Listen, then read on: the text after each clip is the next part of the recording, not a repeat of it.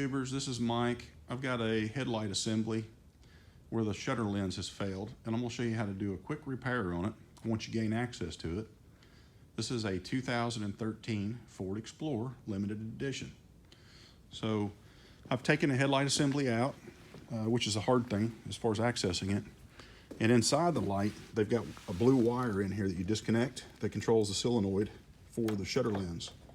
And in this particular one, you could hear it clicking, but it wasn't functioning like it was supposed to. You can hear it now. So I've got these headlights on the high beam right now, and I'm just using this disconnect point to test this solenoid. So that to gain access to the solenoid, I found a plug that I could use to plug the hole that I drilled. This, in this particular case, 1 inch and a quarter. And I took a wood bit and drilled the 1 1/4 inch hole from the bottom. And you don't need one that big. You could probably get away with a 1/2 inch hole, but that's all I had was that big one. And then I took a deburr knife, cleaned it all up, and so then what I did is I gained access to the solenoid. There's a solenoid right there. As you can see, that's the shiny thing. That shiny thing, and I've already fixed it. I just sprayed oil on it, but it was sticking.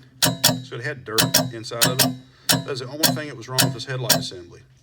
Well, this headlight assembly is $700 some, and Ford's got a patent on it. So just saved them a lot of money. Spent 20-30 minutes doing this repair, and now the vehicle's ready to put back together. Unfortunately, it's going to take about 1.5 hours to get it back together. So, because the front clip has to come off on these to be able to gain access to them to begin with.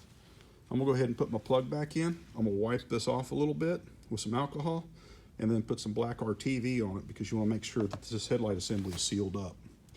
And I'm going to plug everything back together. Should be good to go.